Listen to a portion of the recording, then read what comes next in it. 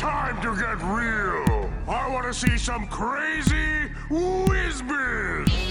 What's the magic made out of, ding dong? I want to see some of that whiz-biz. This castle is in unacceptable condition! Unacceptable! Mathematical! Bacon pancake! Welcome back to the show. This is WizBiz with Alex and Eric, where we talk about Adventure Time. Grown men talking about a cartoon. I am Eric. And I am the other grown man talking about a cartoon, Alex. And today we are talking about Adventure Time Season 5, Episode 10, Little Dude, and Episode 12, Vault of Bones. And possibly touching on episode 11 if Yeah. if Eric decided to touch on it. I stand by that episode has nothing to offer. Well, yeah, but I think you've made it pretty blatant, or pretty. You've made your feelings about Fiona and Cake pretty well known. Not Fiona and Cake, it's Marshall Lee is my issue. What's wrong with Marshall Lee? It's a half-assed version of a beloved character, and I don't like it.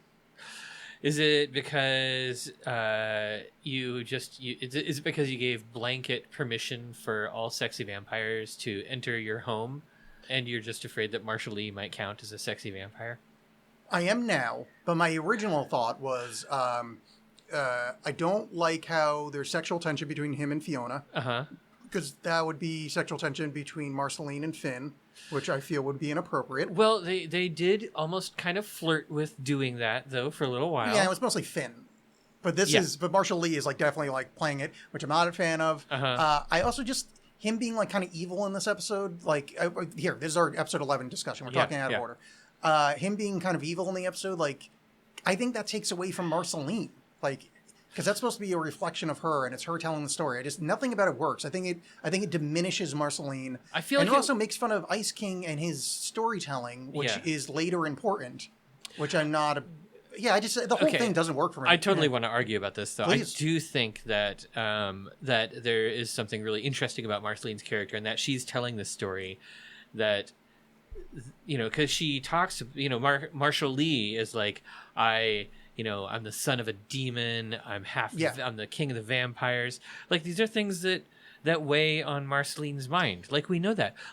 When we saw her first show up in Evicted or whatever, she was kind of struggling with the fact that she's evil. Yes. So season 1 Marceline, I think this works for. Mm-hmm. Season 5 Marceline telling this story. Because keep in mind, season 5 Marceline is having Marshall Lee abuse an animal. Marshall Lee going out of control and nearly hurting Fiona. True. And then Marshall Lee doing a fake joke that obviously is hurting someone's feelings. This is vindictive. That's not vindictive from Marshall Lee. That's Marceline being vindictive, which is season 1, season 2 traits. Okay, not the empathetic, I'm about to get into an amazing lesbian relationship, which this is not that. I just think it really takes away from the character growth of Marceline. I'm still going to argue with this because, okay, first of all, the lesbian part of the relationship doesn't start for a few more seasons. But second of all, it's already been hinted at. Sure, of course it has. And it's been hinted that they were involved, 100 years before or whatever. Yeah. But I really think that part of the story is Marceline sort of communicating doubts about herself. The fact that she has these things inside of her, the fact that she might be capable of these things. Not that she's doing it, but that, she's fighting to be a better creature, a better person. I think it's a reflection of that. That's a very pleasant way to view it. I disagree. I think it just takes away from character growth. I'm not fond. I believe it totally fits into the character growth. I think it fits well, and I think it adds some depth. Not the hurting the cat part. She wrote herself as a male character that loses control and hurts an animal. That doesn't fit for me. Yeah, that doesn't. All right, doesn't jive. Yeah. Did hurt Jake? No, she joked around about hurting Jake. Marshall Lee actually in the story within the story, Marshall Lee loses control and nearly hurts Jake. Right, but don't you remember the episode where Marceline almost loses control but at the end it's revealed she was joking and fake bit Jake. Wasn't that the big reveal at the end, that this was all her joking around. I don't think that's explicit. I thought it was. I think she tried to make that the reveal, but Jake was like, "Oh, thank God, I was able to save myself." Yeah, I took that more as like I believed her on it. Yeah. Also, and here's another thing I don't like: how the fuck Marshall Lee's wearing a red shirt? Maybe. Yeah, maybe it's a shitty episode. Alex wins, red shirts. Fucking Star Trek rules. Marshall Lee's got to die. So it's been a while since we recorded last. It's been a while, like a month at least. Yeah. So how are you enjoying the new apartment? Wait, I'm confused by the chronology because we recorded like 2 weeks ago. Was it only 2 weeks ago? Yeah. Shit. Yeah, it was a weekend before last, I think. It must have been. God. No, because I've been in here a month and a half, and we recorded here about what 2-3 times now. Once. I'm getting the John Naux things confused. Sorry. I think we've only recorded here once, but yeah, it was a couple weeks after you moved in. Yeah. This is the second time I've been here, right? Third time? Third time, I think. I think we've recorded here twice. Shit, I don't know. I mean, maybe. Here's the problem: is I record audience at home. I do another podcast called John Naux Hate Stuff. .com. And yeah, that's I get confused on that. Oh, also speaking of which, wait. My new apartment's working out great. Thank you for asking. I would like to update the audience on something. Okay. Because you reminded me earlier. I play video games on Twitch either once or twice a week. Twitch.tv/VerbalX. So Verbal X. Yeah. Verba ALEXX. So get it? Yeah. That's how you spell it. Link in the show notes if Eric remembers. Yes, there will be a link in the show notes. I mean, I don't actually care. But yeah, I've been doing that a lot, and I would like more of an audience because when there's more than 0 to 1 people, it's more fun. Like last night we had like 4 people, and 3 of which were talking.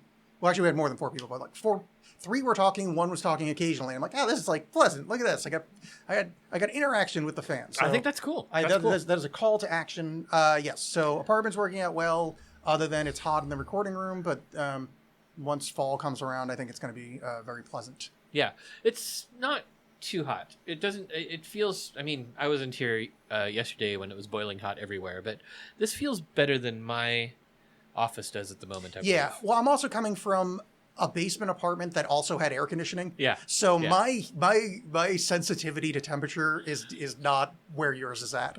Because I was just accustomed to like it's just always cold, and I'm really into that. God, it was really nice down there. I mean, it was hilarious walking in here today because it's middle of the afternoon. It's pretty sunny outside.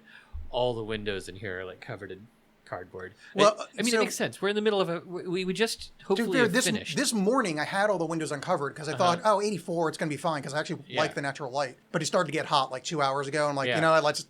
I guess 80 is when the high is going to be 80. I'll retest when I can take the cardboard down. But this whole morning I had it down. I'm like, this is going to be good. And I was like, I'm starting to get warm. This sucks. I mean, I think the heat wave finally broke, but we just had like a 2-week heat wave in Oregon, in Portland. So yeah, it's been very unpleasant, like triple digits, and it's not good. How have you been? I've been good. I've been writing a lot. I've been working on a bunch of stuff. One of the things that I did recently is I started a Discord for Arnimancy. I do have a bot in there that sends notifications when WizBiz Twitch activates. Excellent. But maybe I'll add you too. Oh, you do that? That'd be great. I'll put a link to the Arnimancy Discord in the show notes as well, just in case people want to check that out. You can get there at arnimancy.com/Discord, but it's basically a place to chat about, Arnimancy stuff, occult, tarot, those sorts of things. But it'd be great to see people there, and I know a lot of our fans are into that kind of stuff. So yes, this is a good idea. Discord people, go do that. I'm going to continue to be baffled by Discord and probably spend the rest of my life not on it. I tried once. It was confusing. I felt old. I gave up. You never really did IRC, did you? No, I was on IRC. Okay. Yeah. I mean, Discord's just like IRC with extra paint. So I think the thing that threw me was the one I joined was what you recommended. It was some like, occulty thing. Oh, Hermetic House of Life. And there was just too many people posting, and it just felt like an impossible task to like break into that, to like establish any kind of like relationship or friendship. Yeah. IRC, when I was on it, there was 12 people on the internet back then. So like anything you joined was like pretty easy to like, figure it out. Well, maybe you should check out the Arnimancy Discord because it's pretty slow. Yeah, I really hate that podcast though. The host is really annoying. It's true. Oh It's wait, true. I just put something together. Oh heavens! What I meant was it was annoyingly good. Yes, it was a terrific show. Thanks. Nice cover. Yeah. Nice cover. Oh come on, you know I don't listen to anybody's show. Season 5, episode 10, Little Dude. Yes, I love this episode. I like it too. Actually, I would say go as far as to say I love this episode, but I'm slightly like maybe we. No, I'm glad we did it, but like, boy, this doesn't have a lot of occulty stuff in it other than Life Wizard. Yeah, and he's well- like barely existent. Yeah, but this yeah. episode's so fun. Like, It's a fun episode, but I Life think Wizard has that- so many hilarious lines. Like when he goes through like childhood trauma, just Yeah. screaming into camera. Wonderful. Mommy! Yeah. I know that you and I have been calling him Life Wizard, and when I was sort of researching this episode, I looked online, and he has a number of names, both official ones and sort of like community ones, and none of them are Life Wizard. So that's ours. That's So, ours only. I was calling him the name that he was given in the dungeon episode when he was introduced a few episodes ancient back. sleeping magi of life giving. Yeah. Yeah. Life. I think I was calling him Life Giving Wizard. Yeah. I think you were calling him Life Wizard. Yeah. And I'm like, that sounds better. So I'm just going. I with like that. Life Wizard. Yeah. I saw on IMDb it's Life Giving Magus. I actually really don't like ancient sleeping magi of life giving because magi is plural. It's like calling one Yeah, person that's an true. alumni. Yeah. It really just it Yeah. I will give this. it gives my Latin hives. I will give like a slight thing though. Magus or magus is an ugly word. Is it? It's just U's and G. It's just that is a gross word. Yeah, that's it like doesn't- that's like a word that feels that's like from going from where it's from. That feels like black bile. That's Yeah. phlogiston or whatever. Like it's just magus. It's just Magus. yeah. It's Yeah, not a it- pleasant sound. It sounds way too stuffy. Also. yeah, but magi. It's like hey, magi. Like magi's Yeah, bright. okay, all right. I see where you're coming from. But I mean, obviously, plural. Like you are Yeah. correct, but Yeah. like I kind of get it because like I don't want to say magus, magus. Ugh, ugh. Magus. Sounds like a venereal disease. There's I think I joked before we started about the sausage flare. I love Yeah. the sausage flare. That thing's hilarious. And then just sort of the constant, before they figure out the evil power of little guy, our eyes are down here. Because the hat is that was always fun. looking at the tops of people's heads, always wanting to climb onto them. Did I ever tell you? I'm sorry. This is like it's a very quick aside, but it was Uh-huh. the most insulting, hilarious thing I've ever heard in my life. And I'm Ooh, sure this I person. really wanna hear this. I'm sure this person stole it from a meme. But I actually heard a woman say, "My eyes are up here," to a guy that I think they were casually talking at the bar, and the guy said, and I quote, "Yeah, but the stuff I want to look at's right there," intimating her tits.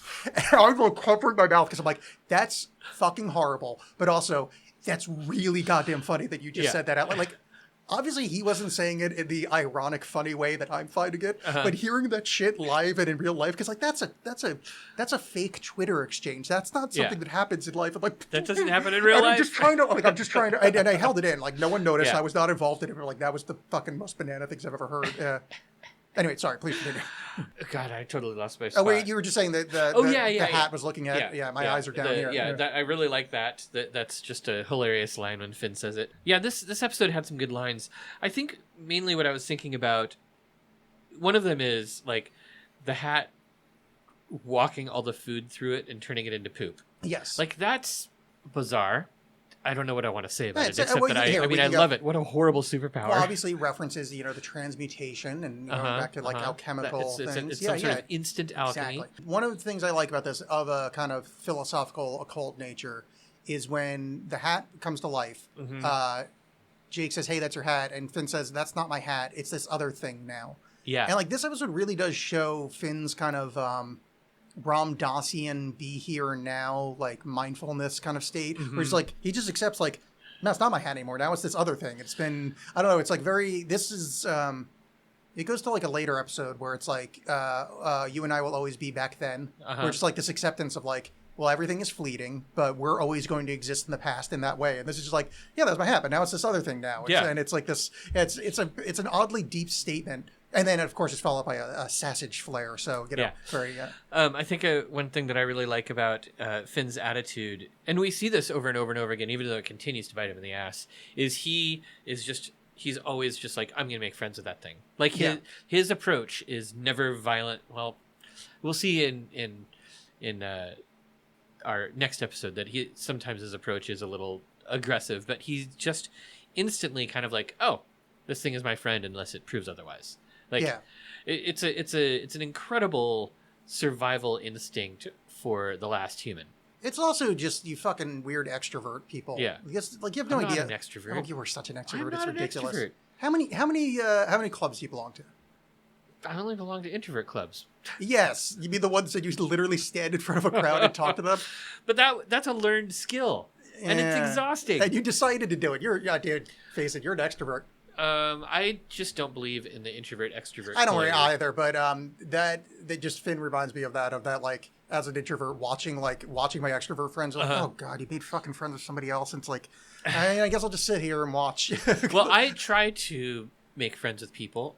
But you're not. I don't think it's. You're not that bad. I just have some friends that it's like impossible. It's like it's like that golden retriever energy. Yeah, I'm just yeah. like we were hanging out, and now you're like hanging out with the people at the table next to us, which is fine. But like, I wanted to hang out with you. Like this. My agreement was like, oh, I enjoy your company. Apparently, you're bored as shit and want to talk to those guys about going to fucking Dublin. I don't think I do that very often. No, you do not do that. Yeah. You're a total ambivert. Ambivert. Ambivert. Yeah. That's Okay, I like that. I'm writing that down. That's up there with like telling somebody, oh no, you're obviously that way because your moon is in whatever. It's like, oh, shut your face. Well, my moon is in Pisces in the 12th house. Oh, well, just I mean, in of course case you're that. wondering. Yeah, I mean that explains It everything. means that I'm like psychic and weird. Yeah. Also, why you like fish. Oh, I love fish. Yeah. See. Yeah. I'm a Libra, so that's why I like weighing things. Where is your moon? Generally in the sky. You don't know where the moon is in your chart? Not off the top of my head, no.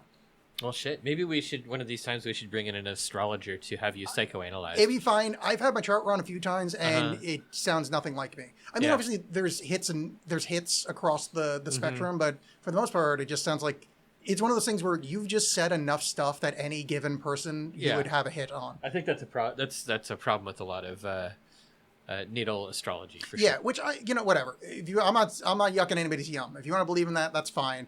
I think the pop culture version of it, I am yucking that yum. Like anybody that says, oh, it's Mercury's in retrograde, if you say that unironically, I have very little respect for your. I mean, Mercury's in retrograde a lot. That's what I mean. Like, but I think it happens really frequently. Somebody just said that once, that it's bad luck or whatever the fuck people think, and now it's like every time it happens, you're like, oh god, it just.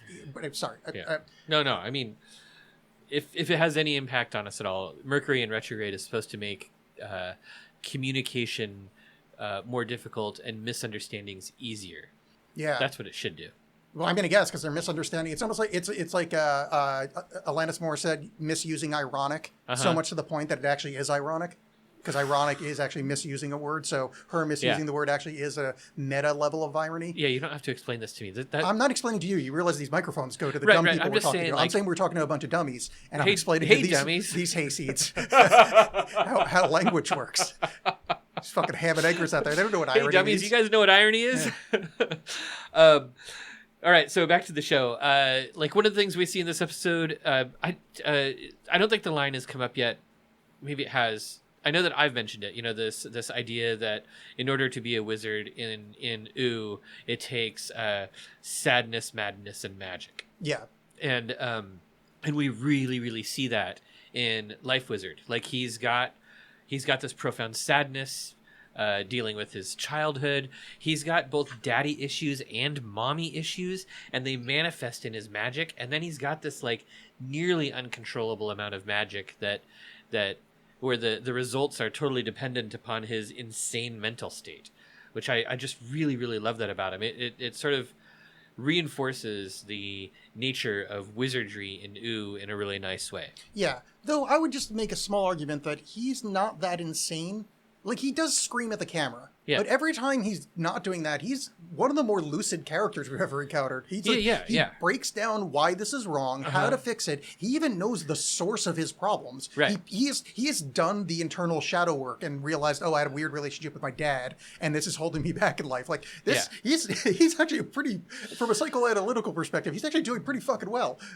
Okay, that's true, but even so, his way of dealing with it is to lean into his mommy issues. 100%. I'm just He yells out "mommy" when he animates things now, and then when he unanimates them, he says "mommy" backwards. Yeah. Look, I'm not saying come it's on. perfect. Yeah. I think it would be really fun to take him to a strip club. I feel like the interplay of psychologies would be strange. And he could turn the G-string into a living creature. Yeah. Oh, he could make the poles dance. Perfect. Instead of dancing on the poles would dance on their own. Yes. I'm of a Polish background, and my brain went to a dark, weird place. And I'm not going to say that. I also have a lot of Polish background in me, and I was thinking of it as I said it. Yeah. Greatest thing that ever happened in the history of the show is BMO slaps Finn on the butt, and Jake says, BMO hit you on the butt. Big fan of that. Yeah, and I really liked the line that anything that little guy, any hat. I have the exact line if you'd like it. Well, it's like whoever the hat possesses gains the proportional strength of a hat, which I just love. It's so good. So ridiculous. I also like whomever. It's just it's so proper. But it's like so fancy Dan for talking about a sentient hat. It's such a proclamatory. I don't even know if that's a word, but it's like there's such a proclamation of just like whomever shall forth. And it's like it's a fucking hat. And then I mean when they resolve everything at the end, just Jake's line like, "Let's go skin an evil bear." Yes, I just love it. He turns his hand into this huge weird ass Maul ninja knife. It looks like some kind of like Klingon weaponry. Yeah. But I like the implication that Finn's hat is from an evil bear. Yeah. Where do you find another one? They must have, because he has his hat back right away. Yeah, when they say evil bear, I think they just really hate rap music, and they actually skinned Rap Bear. Ooh, or son of Rap Bear. Yeah.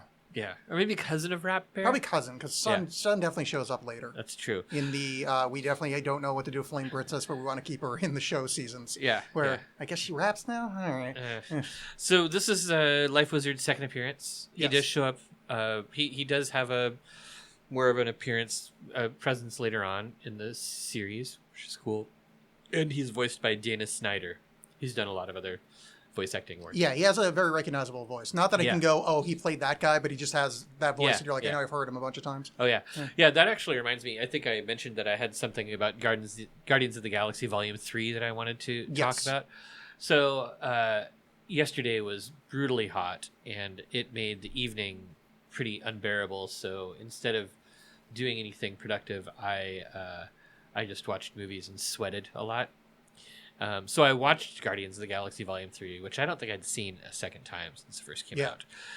And when I heard Cosmo's voice, my immediate reaction was, oh my God, is that Nikki Yang?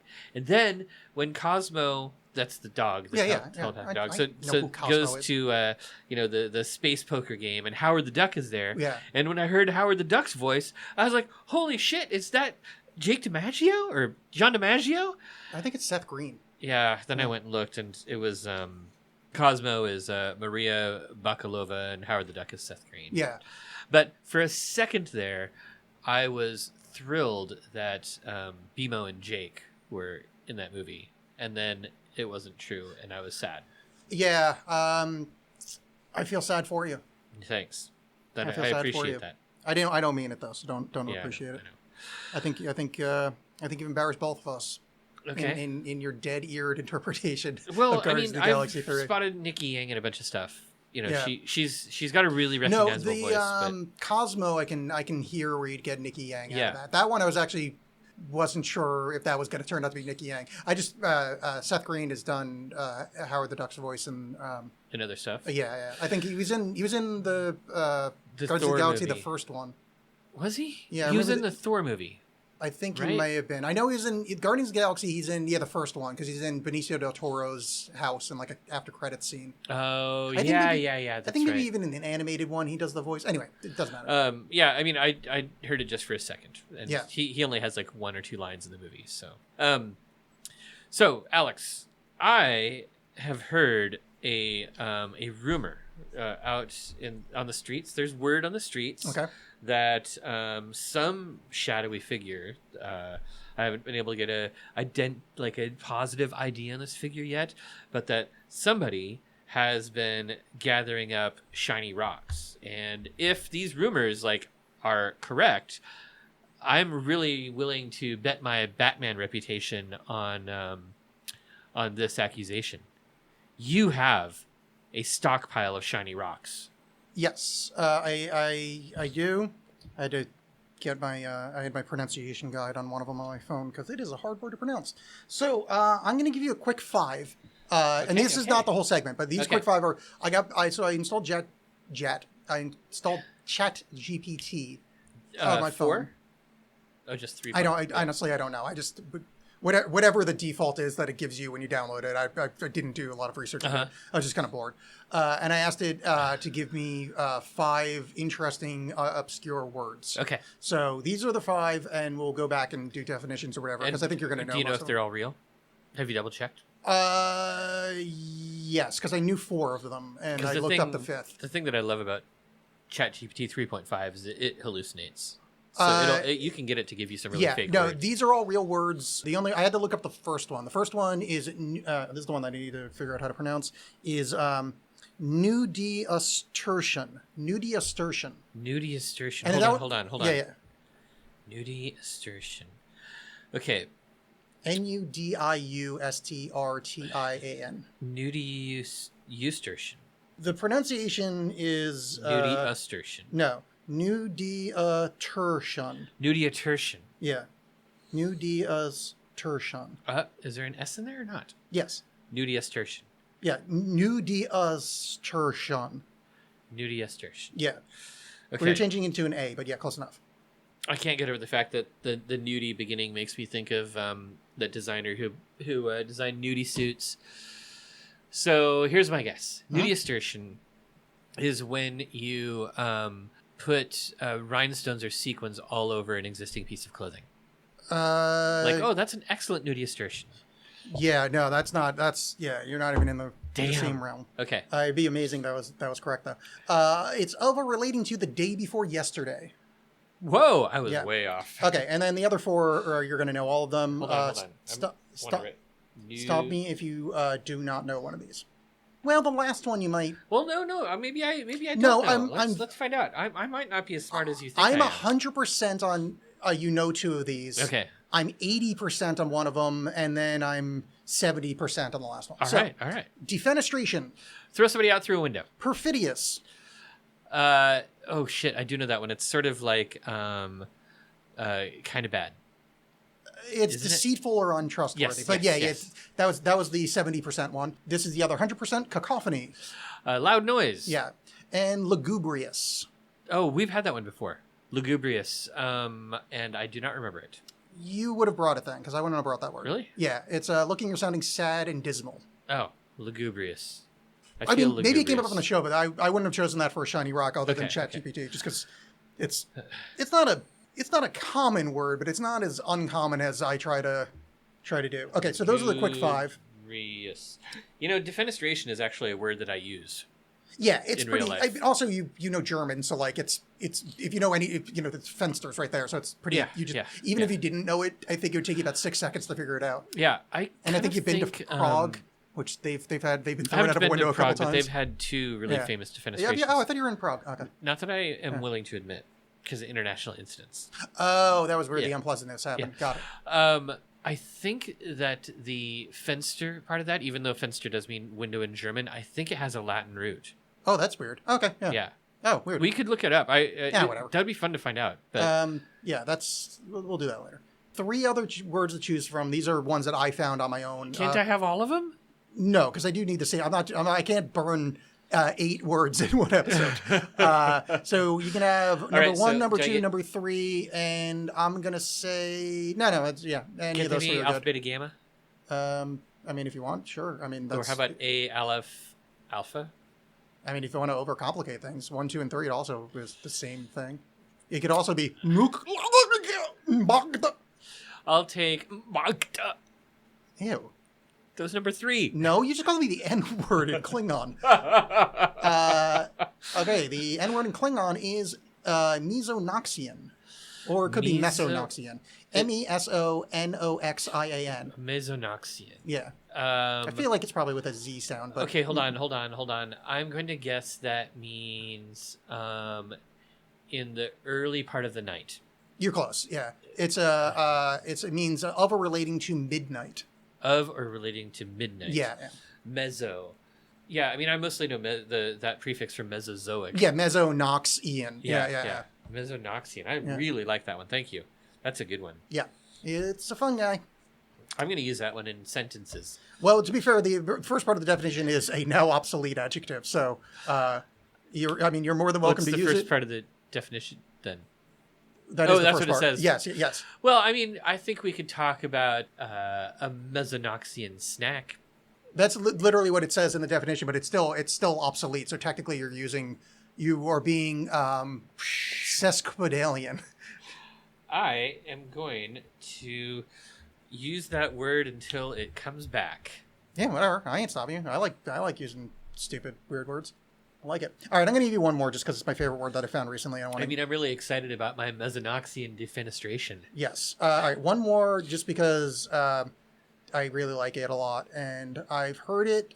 I've known this word for, I'm going to say, 20 years. Oh, so you go way back. Yes. And every time I hear it, I go, that's a great word. And I now have a podcast where I can bring great words to things. Do you remember the first time you heard this word? The first time you came across it? No, I'm going to say maybe it was I think maybe in college. Okay. But carcinization. Carcinization is when you blacken something, when No. you burn something. No. What is it? Incorrect. It is I don't have the definition. I know the definition. It's basically the habit of nature turning things into crabs. Carcerization. It's carcinization was the spelling I have. Oh, I thought it was Yeah. carcerization. No, carcinization. Carcinization. Yeah. Okay.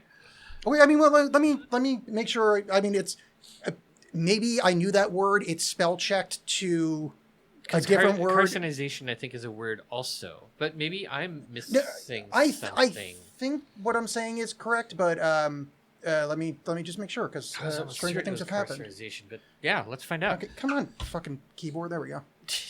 I love this keyboard. Yeah, it's related to crabs, basically. Yeah. Carcinization? Yeah, it's a carcinization, a form of convergent evolution which non-crab crustaceans evolves a crab-like body plan. What So it's am I basically- thinking of? I might be thinking of carbonization. Carbonization is what you're thinking of. Carbonization is when Yes. you add carbonation Or when you to throw something. Han into carbonite. And then Yeah, yeah. Leia says, I love you, and he says, I know. Like, hold on, I'm about to get carbonated. Yes. Carbonized. Yeah, so Okay. there are your shiny rocks. Thank you. Please enjoy them with the peace of Jesus Christ, our Lord and Savior.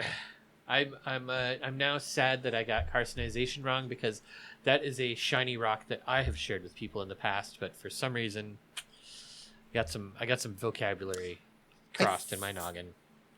I'm just going to say this now.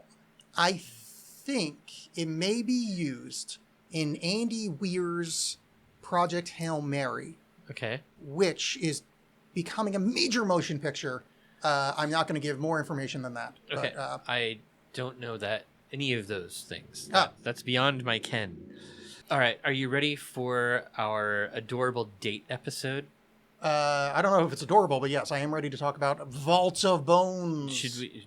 Season 5, Episode 12, Vault of Bones. Oh, I have two fun pieces of trivia about Season 5, Episode 11. They aren't shocking pieces of trivia. So this is the first time we see Marshall Lee, and Marshall Lee, of course, is played by Donald Glover. Yes. Otherwise known as Childish Gambino, a.k.a. Troy from Community. Yeah, an awesome dude. Awesome actor. I really enjoy him. I hope he's still a good guy. No, he murdered a school bus full of kids. But he's still okay, right? I mean, he's fine. The kids got tore up real bad. I mean, like real bad. And then, of course, Neil Patrick Harris is Prince Gumball. Yes. I just watched I've been trying to catch up on Doctor Who, so I watched the Doctor Who special with Neil Patrick Harris, where he plays the Toy Master. Oh, that's right. Yeah, yeah. That was fun. He was excellent in that episode. Yes. That's all I'm going to say about that episode. Yes. And it was fun to see Mel. It took a pause, but yes, he was good in that episode. Yeah. I will agree with that statement and that statement alone. I enjoyed the callback to one of the earliest Doctor Who villains. That was pretty fun. The Celestial Toymaker? Yeah. And I also enjoyed... I really liked how in all of those specials they brought back some old companions. So that was pretty fun. Who came back in that one? I watched that a while ago. Mel came back. Mel was the companion who was with the Sixth Doctor when he regenerated Sylvester McCoy. Yeah. I kind of knew that, but there's another... I didn't want to guess the wrong one and give away a spoiler for another companion coming back. Is there another one that comes back? Yes. Oh. Because they just had... Well, I mean, all of the specials have had companions coming back, which has been really fun. So I already saw Ace, and I saw... Oh, okay, Ace was the one I didn't want to say. I thought that happened after that. Ace, Okay, so Ace is the companion after Mel. Yeah. And then who else did they have? They had Tegan. Tegan came back. Yes. Yeah, I've always really liked Tegan. She's cool. I didn't see the Tegan episodes. I just know it as a Who reference. Yeah. I'm familiar with a lot of the previous companions only from like... flipping, just kind of flipping through reading Doctor Who magazines when I was 12 or whatever. Yeah, that kind of thing. Yeah, I had a Doctor Who role-playing game box that I just totally fell in love with. Like, it was not... It didn't follow the canon very well, but I was so obsessed with this game. It was... The rules were so complicated and hard to use. But, man, I read those books over and over and over again. Wait, so are you caught up to, like, the Chudy episodes? No, I just saw that special where he shows up. Okay, that's when he shows up. So the next thing you're watching is his first real episode, right? I think so. Yeah. Okay, unless there's another special. I don't think there's. I think the next episode is a special, but it's his first. Okay. Yeah. You meet the new companion in it and stuff. Yeah. Cool. Okay, I'm excited. We'll swing back around to this conversation later. I have a really, really horrible relationship with the new Doctor Who stuff. Every single time new Doctor Who stuff comes out, I'm like, oh, I'm so excited for this, and then I'm like, what the fuck was that? It's this season. I don't want to. I'm not spoiling anything, but this season is. You don't have to. Very disappointing. I can't see how it'd be any more disappointing than most recent Doctor Who stuff. Like it falls down all the time. Yeah. Like of the modern Doctor Who since Eccleston, I've just been more disappointed than thrilled with most of it. Oh, really? Yeah. I mean, I think I absolutely I loved Capaldi. I liked everybody up to Capaldi. Well, I liked them. All of them. I just wasn't very happy with the writing or the pacing. A lot of it just didn't feel very Doctor Who to me. Like I really, really like the old stuff. I really like the slowness of the episodes, how things sort of developed over time. Like I enjoyed I miss that feeling. Yeah, I'm more of a New Who fan, but I like everybody up to Capaldi, and I even like Jodie Whittaker, but I think her season was written really poorly. But I think she showed up. Like I really liked her Doctor. I just hated the episodes they put her in. I was like, damn, I really wish you were doing something good. I agree. I like you quite a bit. Yeah, and that's somewhat my take on Judy. But I mean, your mileage may vary. Some people really like the season. So yeah. All right. So okay. Vault of Bones. Vault of Bones. Okay. First of all, the name of this episode is amazing. Like, what a great episode name, Vault of Bones. Like, that sounds like, to me, a classic Gary Gygax D&D adventure name. Vault of Bones for characters level 5 through 12 or whatever. Like, it just sounds so D&D to me. And then there are a number of things about this episode that I really like. I really like how cute Finn and Flame Princess are together. Like, they are so into each other. It's so adorable. Yeah. Like, just seeing them kind of walk along together and explore things together is just really, really fun. I was bummed out by I mean, Finn's a child, so, I'm not trying to hold him too high of a standard. Like 13 now? But either way, it's how he gave no thought to her feelings. I mean, that is the point of the episode. Well, but He did. No, but it took a while. Like, read the room, dude. Like, she was not excited about this entire dungeon. The whole thing was just him doing it his way until she had to step in. Right. Which is fine, but, like, come on, man. But like, it started with her being bored and he being like, well, let's go do something like... let's go do something I love. Well, I mean, actually, what it was is she was afraid that she was evil. And Finn was like, well, the best way to find out if you're evil not is to go into a dungeon. Yeah. And yeah, I feel like that's very Finn wants to do Finn things. okay. Which is fine. He's for 13. sure, whatever. sure. I just, like, I'm just saying she deserves better. Like a middle-aged podcaster. I mean, feel my flames, puny worms. So the whole thing is Finn tries to bring her into a dungeon to, like, logic. Yeah. But I love that his, like, how he intimidates the skeletons is he forces them to do the splits. What a weird bit of writing. Like, what a weird thing to discover in the room that you're just going to scream at them. And he calls people thou milk-livered maggot pie. Yeah. And do the splits, you milk-livered maggot pie. Yeah, it's really, really fun stuff. Yeah. I really like, and you know, it sort of progresses and... There's a hologram skeleton inexplicably. Well, so I think that there's a thing in this episode that is related to the discussion we were just having about Marceline and Marshall Lee being evil, right? Like, Flame Princess doesn't want to be evil necessarily, but her dad is convinced she's evil. I mean, hell, Princess Bubblegum is halfway convinced she's evil. Well, so... Sorry. You finish your point. Well, but I like that thing in this episode. Like, you know, evil... The question is, in the Adventure Time universe, is evil a fundamental property of things? Or is there a philosophical nature to evil where it's not so easily defined? Like, we have the Nightosphere. Hudson Abbey are, like, still not convinced he's evil. He's definitely amoral. But I'm not sure that makes him, like, the personification of evil. Yeah. Because he grows over time and he sort of he sort of learns more about, like, I mean, acknowledging his daughter's feelings. The conversation of the Dharma of, like, if he's doing right action for his... But I was going to ask you, like, D&D wise, his character alignment. Like, so Flame Princess would be, you know, what, chaotic, neutral? No, I would say lawful evil or neutral evil. Oh, lawful evil. Okay. Because she turns violent and uncontrolled pretty readily. But does that mean evil? Well, I would say... I mean, I think that in terms of D&D, that might make her chaotic neutral, but I'm just sort of thinking, like, I think it's real obvious that the Nightosphere is supposed to be the chaotic evil place, because they sort of explicitly say that the Nightosphere, like the talisman of, you know, Hudson Abadir, turns you chaotic evil. Yeah. So I'm sort of thinking, like, the Nightosphere is chaos, but Flame Kingdom, Fire Kingdom is pretty orderly. Like, it's filled with a bunch of idiots, but it's very orderly. Well, this goes back to the whole, like, modern Christian, you know, Middle Ages and past Christian thing of, like, the devil being, like, the king of evil, where it's like, he's literally doing God's job. Yeah. Like, punishing sinners isn't an evil... I mean, that's, like, literally, like, really, really good. Yeah, so they bounce around the dungeon, and Flame Princess finally tells Finn, like, hey, you keep trying to make me do everything the way you like it. You know, let's see what happens. You know, what happens if we do it the way I like it. Ooh, fan theory. Yeah. Okay. So I was just thinking about this. So, like, we've talked in the past about how Princess Bubblegum is evil or a bad guy. So if the Nightosphere is chaotic evil, maybe Flame Kingdom is neutral evil and Candy Kingdom is lawful evil. Lawful evil.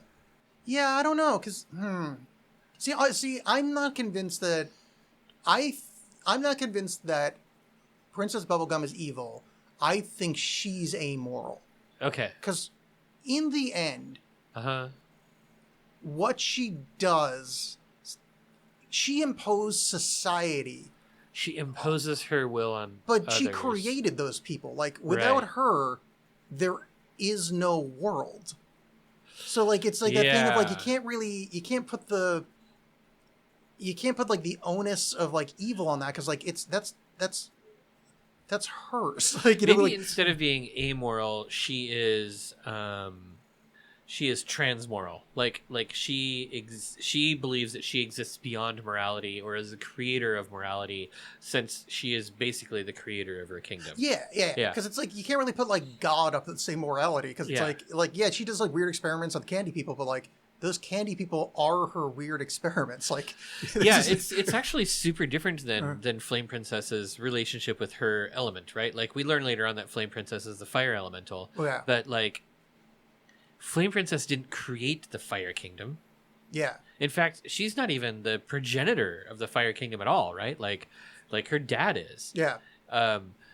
Yeah, that's why does Adventure Time make us think so much? Well, I think it's because we started a podcast about it and we have to talk into microphones. We have to talk about every single episode now. I'm pretty sure if we watched this episode, none of this would ever happen if it was just like casual watching. I mean, I totally have written down here, what does it mean to be evil? Like, yeah, so this episode is the first time that Flame Princess calls Finn her boyfriend. Yeah, and Finn gets a sparkly chibi eyes, which is fun. Yeah. Yeah, and then the episode ends with them finally unlocking this chest that has There's been a winky butt. and there's a butt that winks at them. Yeah, and which I really enjoyed. Adventure Time. Yeah, exactly. Very Adventure Timey. Really fun episode. I think this really sets up the eventual dissolution of their relationship and like, Finn being a somewhat self-absorbed. Although did change his mind when directly told, you're doing this badly, please, Right. Yeah. I think it's a great episode. I love the D&D feel of it. Like even beyond the title, like the fact that they're going into this dungeon, the sort of back and forth, like, oh, we found a key, time to go back. Like it feels very Dungeons and Dragons, and I super appreciate that. I think that's one of the things that I've always loved about Adventure Time. I like the Douglas Adams reference in this episode. The 42? Yeah, that was pretty fun. I don't know if we talked about this on the show, but do you have a preferred theory of what 42 is? There's a bunch of, alternate theories of what it means. Well, yeah, isn't it what you get when you multiply 6 times 7? But that's one of the theories. I mean, from the why Douglas Adams chose that number, there's a few of them. I don't think I know any of them. One is alphanumeric adding math. M is the whatever number plus A plus whatever number T equals 42. Isn't M like 13? I don't. I'm bad at 42ing. Yeah, M is 13. 13, 1. T is what, like somewhere around 20? Z, Y, X. T is 20. And then H is 8. Fuck. Why do I know all those? That's messed up. My brain is broken. Oh, why don't you know those? No, why do I know those? You were wrong on most of them and had to count them on your fingers. But every time I counted, I was right. Oh, okay. Gotcha. You were just confirming. Because he didn't say that part out loud. I thought you just... Sorry. No. Every time I made those guesses, I was like, okay, that was right. Oh, that was right. Oh, because I don't think you said that part out loud. You're like, yeah, you counted your fingers was correct. It'd be shocking if you were they add wrong. up to 42. Yeah. And then the other prevailing theory, and the one that I ascribe to, is that in the computer language at the time, the 70s? Asterisk means everything. It's just like kind of a placeholder. It means that still happens. And 42 is the alphanumeric to put an asterisk, like in Fortran or whatever the fuck it is. I mean, I don't know. I have no idea what that is. I don't think that's true. The 42 equals asterisks, I think, is true, but I don't. Hold on, I'm trying to remember. So that would be like an ASCII code. It might be. I feel like the ASCII codes start a little later for letters. So yeah, that might be the asterisk ASCII code. ASCII is ASCII. Case you... Well, it's typing. You could just ask ChatGPT; it would know. I could, but I'm kind of now I'm committed to this train wreck of a connection. Maybe I'm kind of thinking the only real guess there was the T, and I'm very surprised that I got that right. If you type in 42 as asterisks, the fourth result is a discussion on what the number 42 means in life, the universe, and everything. Just type in ASCII code for asterisks. Yeah, typing is not going to happen. Yeah, ASCII 42 is what it is. Okay. So that's asterisk. Yeah. Yeah. So yeah, 42 is a designation for asterisks. And was there an ASCII? Were the ASCII codes solidified in the 70s? That's a question I do not know. They certainly were in the 80s by the time I started programming. Yeah, that's too much looking up for me right now, especially on a keyboard that's. Well, it doesn't matter. It doesn't matter. Okay, those are good theories. Yeah, I there's like a both bunch of other those. ones too, like the life, the universe, and the life, the universe, and everything has 42 letters in it. I think, or maybe some big phrase from the books. I don't Okay. remember exactly, and I'm not going to count right now. All right. Anyway, so that's that. Do we have anything else on Vault of Bones other I than don't a think discussion so. about the number 42 from Douglas Adams? There were no guest voice actors in this, except for, the woman who plays Flame Princess, which I don't think, does she count as a guest? I don't know, I don't think so. but either way, yeah. Not in my mind. She's at least a regular. Yeah. Right now. Featured regular or something. I really liked the goose skulls. I thought those were really fun. Where you Yes. started off with magically animated skeletons and ended up with these weird composite monsters, and then the giant goose skull had chainsaws tied all over him, and I just loved that. That was Yes. such a goofy character design. Yeah, big fan. Shout out to Chainsaw Man, one of the Yeah. best mangas out there. So I guess we should probably thank our listeners and tell them our call to action. I think I know what the call to action is, though. Please go call them to action. The call to action is to log onto Twitch and follow Verbalex with 2 X's. Please do that. Yes, do that. And while you're there, Wizards Podcast on Twitch. We Yeah. never do it, but fuck, you're following people. You might as We well probably just will. post I that. mean, I'm sure we're going to do at least one a year. Yeah, sure. Why But, not? Yeah. All right. Have an excellent time, everybody. Stay safe and adventureful. And we will see you next time on WizBiz with Alex and Derek. Good evening. What is this? Film before a live studio audience. Norm! Mute.